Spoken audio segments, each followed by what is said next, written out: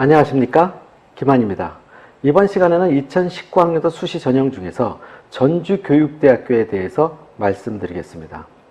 전주교육대학교는 수시에서 뽑는 인원이 가장 적은 학교입니다. 교과 우수자 전형에서 성적 전형이죠. 교과 전형에서 70명을 선발하고요. 지역 인재 인원으로 일부 좀 선발을 하게 되어져 있는데요.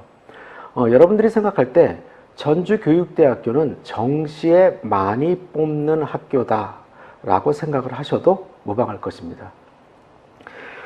고교적성 우수자로 70명을 선발한다 하더라도 많은 학생들이 정시로 이월돼요. 등록이 되지 않고 중복 합격하는 학생들이 다른 교대를 선택하실 경우에 추가 합격이 없기 때문에 정시로 이월되는 학교다라고 생각하면 되고요.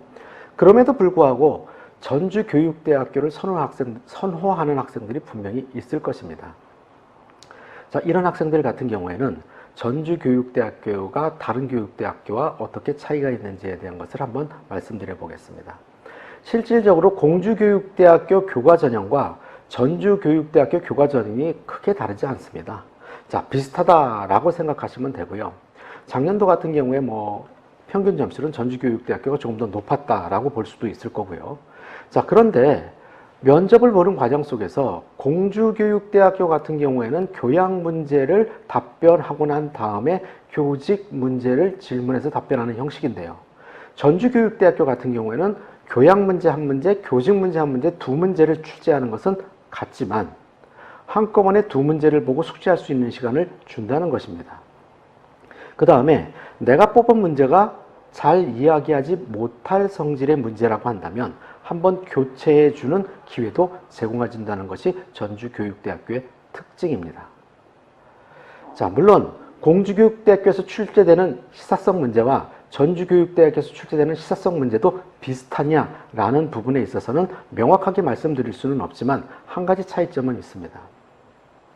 전주교육대학교의 기출문제를 우리가 살펴보면 작년에 평창동계올림픽, 숙제 폐지, 이런 정도의 누구나도 평범하게 다 알 수 있는 그런 시사성 문제가 출제된다라고 보시면 되겠죠. 최저임금 1만 원, 이런 것들도 너무나도 많이 매스컴에서 이야기했었던 것이기 때문에 웬만한 학생들도 다 알 수 있는 그런 시사성 문제가 출제되기 때문에 공주교육대학교의 시사성 문제보다는 조금 더 수월할 수 있다는 것이 전주교육대학교의 특징이라고 보시면 될 것입니다. 자, 전주교육대학교를 목표로 공부하시는 분들은 어차피 성적 우수자 전형 같은 경우에도 최저가 있고 이 최저를 마치기 위해서 수능 공부를 열심히 하셔야 되기 때문에 정시까지도 바라본다면 훨씬 더 좋은 결과를 만들어낼 수 있을 것입니다. 마지막으로 여러분들이 하나 더 기억해 두실 부분이 있습니다.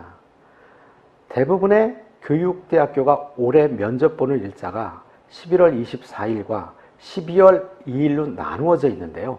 전주교육대학교 같은 경우에는 11월 17일로 날짜가 다르기 때문에 원서를 쓰는 과정에서 여러분들이 고려하신다면 좋을 것 같습니다. 여러분, 감사합니다.